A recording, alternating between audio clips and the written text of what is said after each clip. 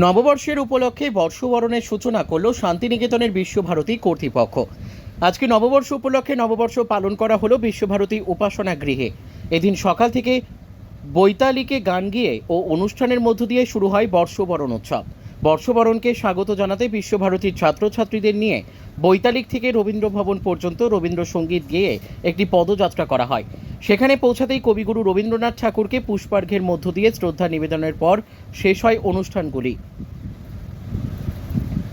শান্তিনিকেতন থেকে শুভদীপ গুইয়ের report, crime press Bengal news. আজকের দিনটা অনেক জাঁকজমক করে পালিত হচ্ছে এবং এটা আমি খুব খুশি যে এটা পরম্পরাটা মেনটেন হচ্ছে।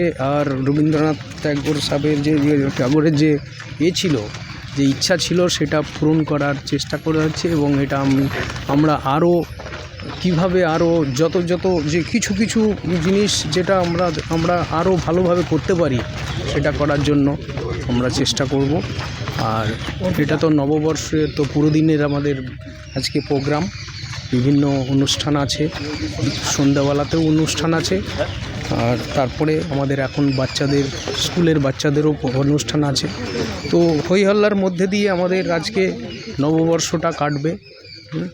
এবং সকাল থেকে 5টা থেকে আমাদের শুরু হয়েছে, 10:30 রাত্রি 10টা পর্যন্ত এই প্রোগ্রাম চলবে।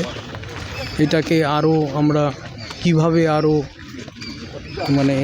পাবলিকের জন্য, ট্যুরিস্ট যেন আরও এরা এইগুলো দর্শন করতে পারে, এগুলো আপনাদের দূরদর্শনের মাধ্যম দিয়েও ডাইরেক্ট টেলিকাস্টের ব্যাপারটাও আমরা এর ফিউচারে দেখব, যে কিভাবে ডাইরেক্ট টেলিকাস্টে এই ব্যাপারগুলো করানো যায়।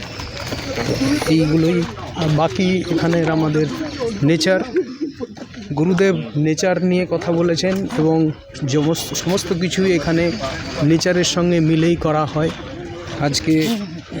আজকে আপনারা যদি দেখেন, আজকের যে আবহাওয়া, খুবই ভালো আবহাওয়া। নতুন বর্ষ শুভারম্ভ খুব ভালো হয়েছে এবং আশা করি বছর খুব ভালোই যাবে। সবাই আমরা মিলেমিশে সহযোগিতা করে বিশ্বভারতী আর শান্তিনিকেতনকে আরও এগিয়ে নেওয়ার চেষ্টা করব। এটাই আমাদের নববর্ষের এটাই প্রতিজ্ঞা, সবাই মিলে এবং সবার সহযোগিতাতে এটাকে আমরা করার চেষ্টা করব বছরে।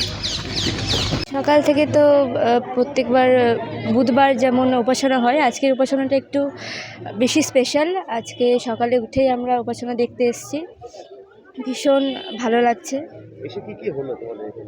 এসে তো মন্ত্রপাঠ হলো, গান হলো, দেখলাম। এরপর আবার একটা অনুষ্ঠান আছে, আবার দেখব। হ্যাঁ, ভীষণ ভালো লাগলো। আমার নাম দিতিপ্রিয়া মণ্ডল, আমি শিক্ষাশাস্ত্রের ছাত্রী।